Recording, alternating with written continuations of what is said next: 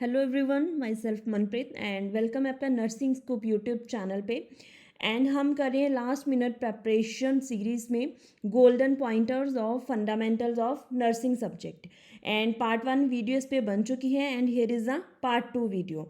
सो अगर आपने पार्ट 1 वाली वीडियो नहीं देखी अभी तक तो इसके बाद आप पार्ट 1 वाली वीडियो भी देखना, और आने वाली सारी वीडियोस को देखने के लिए आप चैनल को कर लीजिए सब्सक्राइब, सो डैट जब भी नई वीडियो आती है उसी टाइम पे आपको नोटिफिकेशन मिल जाए। एंड अगर आपको वीडियोस यूजफुल लग रही हैं, कंटेंट अच्छा लग रहा है, देन मेरी सपोर्ट के लिए ज़्यादा से ज़्यादा वीडियोस को लाइक करा करो एंड अपनी फीडबैक कमेंट सेक्शन में ज़रूर प्रोवाइड करा करो। एंड नर्सिंग सर्कल में जितना ज़्यादा वीडियोस को शेयर कर सकते हो उतना कर दिया करो फॉर माई सपोर्ट। सो चलिए इसी के साथ स्टार्ट करते हैं आज की वीडियो के नेक्स्ट पॉइंटर्स। एंड हम स्टार्ट करेंगे ट्राइएज से। जो फर्स्ट 40 पॉइंटर्स हैं वो पार्ट 1 वाली वीडियो में हैं। So what is triage? So triage क्या होता है? It is a system in which we prioritize the patient care. Okay, we actually prioritize the victims during a disaster. अब डिजास्टर नेचुरल भी हो सकता है, मैन मेड भी हो सकता है। कहीं पे भी जब कैजुअलिटी आती है तो हम पेशेंट के ट्रीटमेंट के लिए उनको प्रायोरिटाइज करते हैं, सो डैट कि अगर पेशेंट ज़्यादा क्रिटिकली इल है उसको पहले ट्रीट करा जाए, जो माइनर वाला पेशेंट है उसको हम बाद में देखेंगे। So basically this is the prioritization for the patient care and it is based on the illness और injury, then severity and prognosis. ठीक है, जो ज़्यादा सीवियर केसेस होंगे उनको पहले ट्रीट करा जाएगा, जो लेस सीवियर होंगे, लेस थ्रेटन्ड होंगे, उनको बाद में देखा जाएगा। सो कैसे हम उनको क्लासीफाई करते हैं, क्या कोड सिस्टम है, वो अभी हम सारा आगे नेक्स्ट पॉइंटर्स में देखेंगे। सो वीडियो को एंड तक देखना है, कहीं पे भी कुछ स्किप नहीं करना है। एंड सारे इंपॉर्टेंट पॉइंटर्स हैं, आप इनके की नोट्स बना सकते हो फॉर लास्ट मिनट प्रेपरेशन। सो इसका पर्पस क्या है, क्यों करते हैं हम ट्राइज? सो ट्राइज करते हैं to prioritize the patient, to identify the patient जिनको इमीडिएटली मेडिकल केयर सस्टिकेशन की ज़रूरत है, जिनको एडवांस केयर की ज़रूरत है, उनको आइडेंटिफाई करने के लिए। And to assign the patient to a pre designated patient care area. पहले हम उनको प्रायोरिटाइज करते हैं, फिर हम ट्रांसफ़र करते हैं to the hospital, thereby prioritizing their care and to initiate the diagnostic and therapeutic measures as appropriate. So पहले हम prioritize करते हैं, फिर उनको ट्रांसफ़र करते हैं हॉस्पिटल में एंड देन उनका ट्रीटमेंट स्टार्ट होता है। So this is all about tries. So next अभी हम देखेंगे क्लासिफिकेशन कैसे करते हैं। सो इसमें 4 कलर कोड आते हैं, एक है red, second one is yellow, third is green and fourth one is a black. So red colour में कौन से पेशेंट आएंगे? सो प्रायोरिटी नंबर फर्स्ट वाले पेशेंट आएंगे रेड कलर में, जिनको इमरजेंट, ठीक है, इमरजेंट का मतलब क्या है? जिनको इमीडिएट केयर की ज़रूरत है, ठीक है, जिनकी कंडीशन बहुत ही लाइफ थ्रेटनिंग है एंड उनको अभी इमीडिएट एडवांस केयर की ज़रूरत है, वो पेशेंट सारे आएंगे रेड कलर कैटेगरी में, ठीक है, emergent and immediate. So next is a yellow. So yellow colour आता है प्रायोरिटी नंबर 2 पे एंड इसमें आते हैं patient who need the urgent care. Urgent का क्या मतलब है? Emergent is the first priority, urgent उसके बाद आएगा, ठीक है। सो इसमें केयर को थोड़ा सा डिले किया जा सकता है, ठीक है। सो इन पेशेंट्स को सिग्निफिकेंट इंजरी और इलनेस होती है बट दे कैन टॉलरेट, ठीक है, और वैसे भी इनका जो ABC पैटर्न है, एयरवे ब्रीदिंग सर्कुलेशन, वो नॉर्मल होता है। सो ये वाले पेशेंट थोड़ा वेट कर सकते हैं, सो डैट के इमीडिएट वाले पेशेंट को पहले ट्रीट कर लो आप। सो नेक्स्ट है green colour. So green colour आता है प्रायोरिटी नंबर 3 पे एंड ऐसे पेशेंट को मिनिमल केयर की ज़रूरत होती है बिकॉज इनकी इंजरीज बहुत माइनर होती है, ठीक है, थोड़ा सा किसी को एंटीसेप्टिक लगाना है, बैंडेजिंग करनी है, वो सारे पेशेंट आएंगे थर्ड कैटेगरी में, ग्रीन कलर कैटेगरी में, ठीक है, जिनमें माइनर इंजरीज हैं। एंड ब्लैक में आ जाएंगे डेड पेशेंट, ठीक है, एंड इसके लिए वर्ड यूज करा जाता है एक्सपेक्टेंट। सो जो डेड पेशेंट होंगे इनको तो बाद में ट्रांसफर किया जा सकता है, ट्रांसपोर्ट इनका हो जाएगा, बट जो आपको प्रायोरिटी देनी है that is to the red, yellow and green. So ये है सीक्वेंस। लास्ट में आएंगे dead patient with black code, ठीक है। So that's all about the triage, ठीक है। सो ऐसे हम प्रायोरिटाइज करते हैं पेशेंट्स को एंड इसमें जो क्वेश्चन आता है वो कई बार कलर कोड दिया होता है एंड ये वर्ड्स को मैच करने के लिए बोला जाता है। सो चलिए इसी के साथ ही मूव करते हैं नेक्स्ट पॉइंटर्स पे। सो नेक्स्ट पॉइंट बहुत इंपॉर्टेंट है, it is about ABG analysis, ठीक है, arterial blood gas analysis. So purpose क्या है एबीजी एनालिसिस करने का? पर्पस है to detect the presence of the acid base imbalance, ठीक है। एसिड बेस इम्बैलेंस की 4 कंडीशंस होती हैं जो हम सबको पता है, respiratory alkalosis, respiratory acidosis, then metabolic alkalosis and metabolic acidosis. So कैसे बनते हैं ये सारी कंडीशंस, कैसे होता है इम्बैलेंस, वो आगे हम देखते हैं नेक्स्ट पॉइंटर्स में। बट इम्बैलेंस जानने से पहले आपको पता होनी चाहिए नॉर्मल वैल्यूज़, ठीक है। सो नॉर्मल वैल्यूज़ पहले देखते हैं, ये वैल्यूज़ आपको रटी होनी चाहिए, ठीक है, बिकॉज इस पे क्वेश्चन बहुत एक्सपेक्टेड होता है।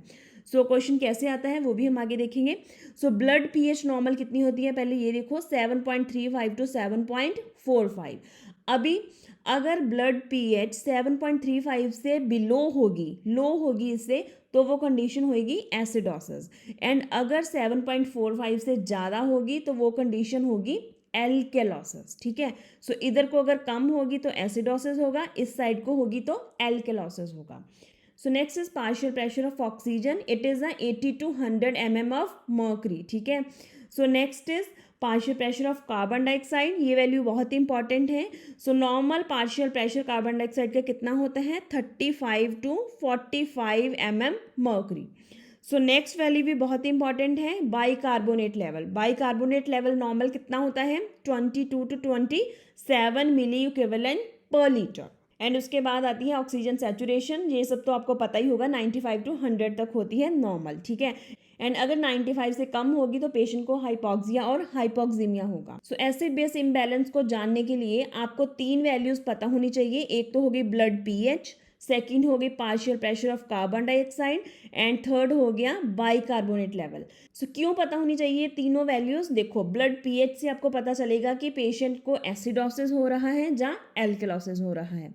सो अगर partial pressure of carbon dioxide बहुत ज़्यादा हाई है या लो है तो चांसेस होंगे कि पेशेंट में कुछ रेस्पिरेटरी इम्बैलेंस होगा। एंड अगर बाइकार्बोनेट लेवल बहुत हाई और लो होगा तो पेशेंट को चांसेस होंगे मेटाबॉलिक होने के। सो इसलिए ये तीनों वैल्यूज़ आपको याद होनी चाहिए।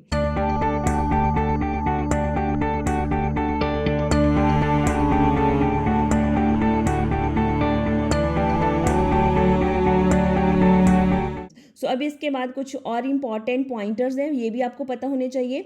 So avoid the suctioning prior to drawing of the blood specimen. So specimen लेने से पहले सक्शनिंग अवॉइड करो, क्यों? बिकॉज उससे वैल्यूज फ्लक्चुएट हो सकती हैं, आपको एक्चुअल एबीजी एनालिसिस की वैल्यूज नहीं मिलेंगी। सो नेक्स्ट क्या है, assess the puncture site for bleeding and haematoma formation, ठीक है, बिकॉज आप आर्टीरियल सैंपल ले रहे हो। एंड नेक्स्ट पॉइंट है, apply the firm pressure for 5 to 10 minutes at the puncture site, ठीक है। सो इन पॉइंटर्स पे कई बार नर्सिंग इंटरवेंशंस पे क्वेश्चंस फ्रेम हो जाते हैं, इसलिए मैंने ऐड करे थे, आप इनको नोट कर लेना। सो नेक्स्ट अब हम देखेंगे एबीजी इंटरप्रिटेशन। सो बहुत ही इंपॉर्टेंट है, एक क्वेश्चन तो इसमें से बनता है। सो इसको आपने याद कैसे करना है, ठीक है। अगर आपको वैल्यूज़ याद नहीं भी रहती तो एक मेथड है इनको याद रखने का, and that method is the ROME, ठीक है। What is ROME? ROME is respiratory opposite, ठीक है, एंड मेटाबॉलिक इक्वल। सो क्या ऑपोजिट है क्या इक्वल है वो जस्ट अभी हम देख लेंगे। So first is the respiratory acidosis. So acidosis का क्या मतलब हुआ कि पीएच है डिक्रीज, ठीक है। सो जैसा कि अभी हमने ऊपर देखा था पीएच डिक्रीज होगी एसिडोसिस में। एंड हमने अभी देखा था कि अगर रेस्पिरेटरी होगा तो CO2 वैल्यू होगी वहाँ पे फ्लक्चुएट, एंड अगर मेटाबॉलिक होगा तो बाइकार्बोनेट लेवल फ्लक्चुएट होगा, ठीक है, बिकॉज बाइकार्बोनेट मेटाबॉलिक को इंडिकेटर करेगा, एंड अगर कार्बन डाइऑक्साइड होगा तो वो रेस्पिरेटरी एसिडोसिस को इंडिकेट करेगा। सो यहाँ पे क्या है कि रेस्पिरेटरी ऑपोजिट है, अभी पीएच होगी डिक्रीज और CO2 लेवल इंक्रीज होगा, ठीक है, हो गया ना ऑपोजिट। सो ये रेस्पिरेटरी हो गया, यहाँ पे पीएच इंक्रीज हुई, एल्केलोसिस है, एल्केलोसिस होगा तभी जब पीएच इंक्रीज होगी, एंड अभी ऑपोजिट रहेगा तो partial pressure of carbon dioxide decrease हो जाएगा, ठीक है, इसलिए हमने बोला कि रेस्पिरेटरी ऑपोजिट है। सो नेक्स्ट है मेटाबॉलिक इक्वल, ठीक है। मेटाबॉलिक इक्वल कैसे होगा, यहाँ पे है metabolic acidosis. Acidosis means pH is decrease, and metabolic equal होगा मीन्स कि पीएच डिक्रीज हो रही है तो बाइकार्बोनेट लेवल भी डिक्रीज होगा। सो हो गया इक्वल। सो आगे है एल्केलॉसिस। सो एल्केलॉसिस में पीएच होगी इंक्रीज एंड मेटाबॉलिक इक्वल है तो बाइकार्बोनेट लेवल भी इंक्रीज हो जाएगा, ठीक है। सो इसलिए हमने बोला कि रेस्पिरेटरी में ऑपोजिट रहेगा pH and carbon dioxide, and metabolic में pH and bicarbonate level equal रहेगा। दोनों अगर डिक्रीज हो रहे हैं तो डिक्रीज ही होंगे, दोनों इंक्रीज हो रहे हैं तो इंक्रीज ही होंगे, ठीक है। सो अगर आपको ये वैल्यू सारी याद नहीं भी रहती तो आप इस तुक्का मेथड से सॉल्व कर सकते हो अपने पेपर में ये क्वेश्चन, ठीक है, with the use of ROME. So मैं फिर से आपको बता रही हूँ कि एबीजी इंटरप्रिटेशन बहुत बहुत इंपॉर्टेंट है, ठीक है। एग्जाम में एक क्वेश्चन शॉर्ट है कि इस पे आएगा ही। सो एबीजी इंटरप्रिटेशन पे क्वेश्चंस किस टाइप के आते हैं, कैसे क्वेश्चन पूछते हैं, वो मैं अभी इस वीडियो को डालने के बाद अपने टेलीग्राम चैनल पे कुछ क्वेश्चंस ऐड कर दूंगी एंड वहाँ पे जाके आप क्वेश्चंस को प्रैक्टिस कर सकते हो। एंड टेलीग्राम चैनल अपने ज्वाइन कैसे करना है वो मैं डिस्क्रिप्शन एंड कमेंट सेक्शन में उसका लिंक डाल दूंगी। सो आप टेलीग्राम चैनल पे जाके क्वेश्चंस अटेम्प्ट करना, डेफिनेटली इस पे क्वेश्चंस आएंगे। सो चलिए नेक्स्ट देखते हैं, नेक्स्ट पॉइंटर्स। सो अभी हमने देख लिया कि एबीजी इंटरप्रिटेशन हम कैसे करते हैं, एसिड बेस इम्बैलेंस को फाइंड आउट कैसे करते हैं। सो नेक्स्ट अभी हम देखेंगे कि कॉजेज क्या होते हैं different type of acid base imbalance के। सो फर्स्टली हम देख लेते हैं रेस्पिरेटरी एसिडोसिस के क्या कॉजेज हो सकते हैं। सो रेस्पिरेटरी एसिडोसिस तब होगा जब किसी भी टाइप की रेस्पिरेटरी ट्रैक की ऑब्स्ट्रक्शन होगी या फिर डिप्रेशन होगा रेस्पिरेटरी सिस्टम का। तो अभी यहाँ पे जितनी भी कंडीशंस लिस्ट डाउन करी हैं इन कंडीशन से क्या होगा, रेस्पिरेटरी एसिडोसिस हो सकता है, ठीक है। बिकॉज सारी कंडीशन जहाँ तो रेस्पिरेटरी ट्रैक की ऑब्स्ट्रक्शन करेंगी, जहाँ फिर जैसे सीएनएस डिप्रेसेंट हो गया ये रेस्पिरेटरी सिस्टम को डिप्रेस करेंगे एंड उससे क्या होगा CO2 लेवल बॉडी में इंक्रीज हो जाएगा एंड रेस्पिरेटरी एसिडोसिस हो जाएगा।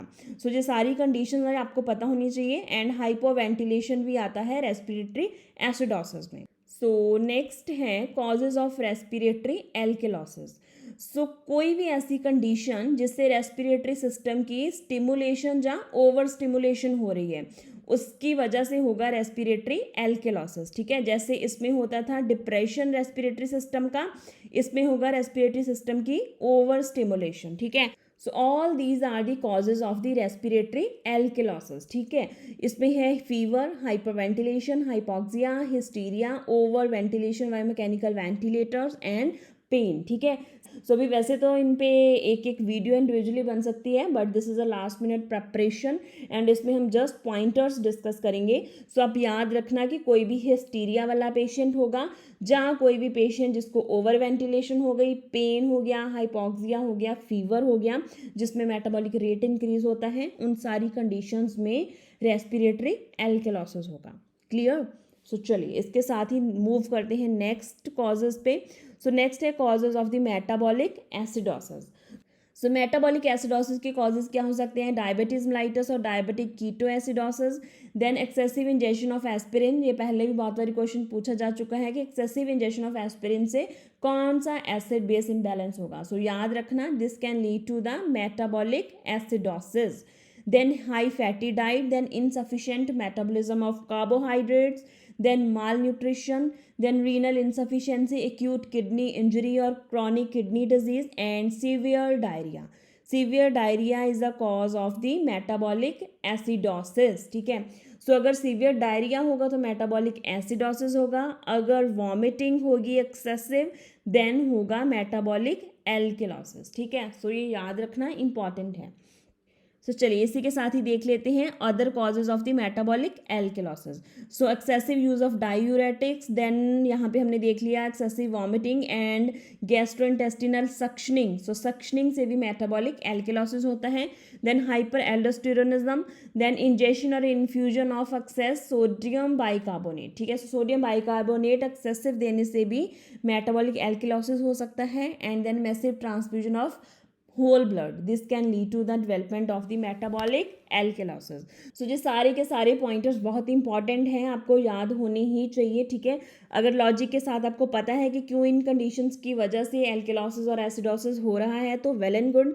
अगर नहीं पता है तो बाद में हम एक सेपरेट वीडियोस बनाएंगे फंडामेंटल ऑफ नर्सिंग की एंड ये सारे पॉइंटर्स हम डिस्कस करेंगे। बट अभी के लिए जो इंपॉर्टेंट पॉइंटर्स हैं वो मैंने निकाल दिए हैं, इनको आप अपनी लास्ट मिनट प्रेपरेशन नोटबुक में ऐड करते जाओ।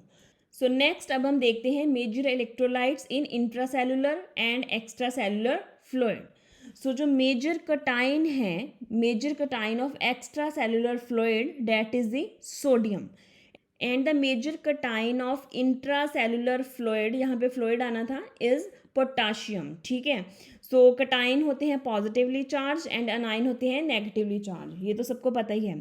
सो the major anion of extra cellular fluid is the chloride and major anion of intracellular fluid is the phosphate. ठीक है, so next is the incentive spirometry. So incentive spirometry क्या है? This is a medical procedure जिसमें एक device use होता है जिसको हम बोलते हैं स्पायरोमीटर। ठीक है, so incentive spirometer is a medical device that facilitate the SMI. SMI क्या है? Sustained maximal inspiration. सो देखने में ऐसा होता है ये डिवाइस। सो इमेज में इस क्वेश्चन भी बन सकता है। So this is a spirometer. ठीक है, सो क्यों हम करते हैं? So that to encourage the maximal inspirations and promote the lung expansion. ठीक है, सो 2 बार आ गया कि इंस्पिरेशन को मैक्सिमम करने के लिए हम यूज करते हैं स्पायरोमीटर। ठीक है, सो कैसे हम ये प्रोसीजर परफॉर्म करते हैं, क्या स्टेप्स हैं, उस पर क्वेश्चंस फ्रेम होते हैं नर्सिंग में। सो वो देखने से पहले एक बार हम देख लेते हैं कि क्यों हम करते हैं इंसेंटिव स्पायरोमेट्री। सो इसके रीजंस हैं to prevent the atelectasis, then increase the ventilation to the lung bases, जैसा कि अभी हमने देखा कि इंस्पिरेशन इससे मैक्सिमम होती है, and this mobilize the secretions and decreases the risk of the pneumonia secondary to inability to take the deep cleansing breaths. ठीक है, सो अभी हम देखेंगे कि प्रोसीजर परफॉर्म कैसे करना है। सो आपने पेशेंट को पहले सिटिंग पोजीशन देनी है, and after placing the patient in sitting position place the mouth tightly around the mouthpiece. ठीक है, सो पेशेंट को बोलना है, एक टाइट सील बनानी है, जो माउथ पीस है उसको टाइटली होल्ड करना है, एंड उसके बाद क्या करना है? इनहेल करना है slowly slowly, and after that hold करनी है breath for 5 second, then exhale करना है through the pursed lips, and repeat करना है इस प्रोसेस को 5 to 10 टाइम्स ईच आवर। ठीक है, सो इसके प्रोसीजर पे क्वेश्चंस ऐसे कई बार आ जाता है कि आप पेशेंट को कौन सी पोजीशन प्रोवाइड करोगे, देन कैसे माउथ पीस को वो पेशेंट होल्ड करेगा, इनहेल कैसे करेगा, वो हमने देख लिया कि स्लोली इनहेल करना है, देन उसको होल्ड करना है, देन एक्सहेल करना है थ्रू द पर्स्ड लिप्स। ठीक है, so this is a whole procedure. So इस पे भी क्वेश्चंस बनते हैं, सो इसलिए मैंने इसको ऐड कर दिया। Then last point is don't use the spirometer if the patient is hypoxic with the interruption of the oxygen or if the patient is resistant to follow the instructions. ठीक है, and this is the incentive spirometer। कई बार इस पे image based question भी बन सकता है।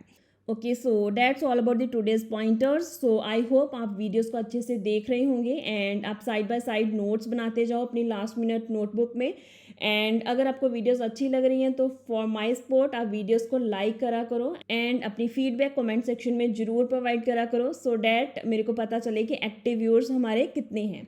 And ज़्यादा से ज़्यादा अपने नर्सिंग सर्कल में वीडियोस को शेयर करो, सो डैट इस चैनल को भी बूस्ट मिले। चलिए नेक्स्ट पॉइंटर्स के साथ मैं कल मिलूंगी। ठीक है, फंडामेंटल ऑफ नर्सिंग के पॉइंटर्स होंगे। So till that time stay tuned with nursing scoop, and thank you so much for watching.